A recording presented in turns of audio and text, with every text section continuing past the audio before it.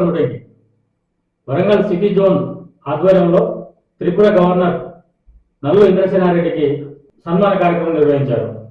Orugallu city zone forum ఆధ్వర్యంలో D convention హాలులో సన్మాన కార్యక్రమం నిర్వహించారు.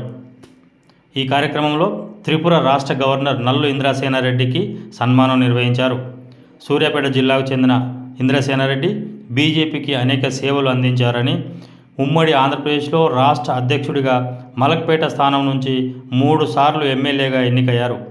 2022లో తెలంగాణ బీజేపీ చేరికల సమన్వయ కమిటీ చైర్మన్గా నియమితులయ్యారు.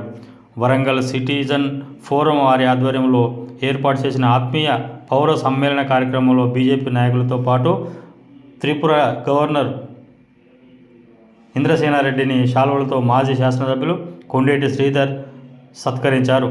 రాష్ట్ర కిసాన్ మోర్చా అధ్యక్షుడు మల్లారెడ్డి తిరుపతి రెడ్డి, వర్ధన్నపేట నియోజకవర్గం కన్వీనర్ ముత్తిరెడ్డి కేశవరెడ్డి, హనుమకొండ జిల్లా అధ్యక్షుడు రావు పద్మ, నాయకులు తదితరులు పాల్గొన్నారు.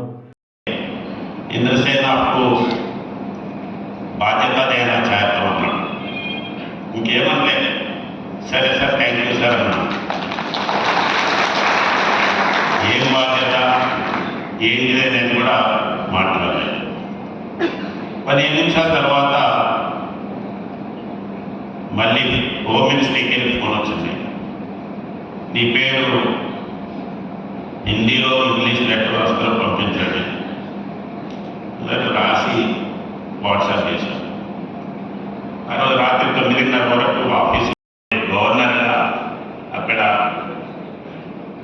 బాధ్యత తీసుకున్నాను. గవర్నర్గా ఏ రకంగా ఉండాలి అనేటువంటి దానికి ఒక ఎగ్జాంపుల్గా నా యొక్క రోల్ ఉంటుందని చెప్పి మీ అందరూ కూడా గవర్నర్గా అంటే మా ఇంద్రన్న అట్లా ఇంద్రన్న లాగానే ఉండాలి అనేటువంటి పేరు తేవడానికి అన్ని రకాలుగా కృషి చేస్తానని చెప్పి నేను ఈ సందర్భంగా కూడా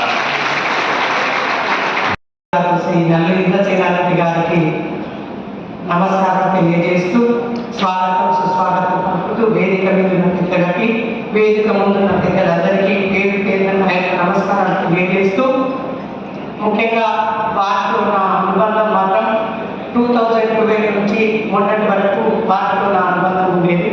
అంతకుముందు అమరేందర్ రెడ్డి గారితో ఏబీవీపీలో అనుబంధం ఉండేది. నేను చూసినప్పటి నుంచి ఇంద్రసేనారెడ్డి గారు మొదటిసారిగా పథకాల ఎలక్షన్లో వచ్చినప్పుడు నేను సంఘం ఇన్ఛార్జిగా ఉంటుంది. ఒక బూత్ మీటింగ్ జరిగినప్పుడు ఆ బూత్ని ఓటర్ లిస్ట్ తీసుకొని ప్రతి ఒక్కరి పేరుతో చదివి అది అంతా కంప్లీట్ అయ్యే వరకు అంటే స్ట్రిక్ట్గా ప్రతి విషయంలో ఒక సిద్ధాంతం సిస్టమ్ అంటే ఆ సిస్టమ్ ప్రకారం దేనికి ఎవరు ఎన్ని చెప్పినా వినేవారు కాకుండా తర్వాత మన మా కార్యాలయంలో రాష్ట్ర కార్యాలయంలో వచ్చినప్పుడు కానీ ఏదైనా ఒక పద్ధతి ఒక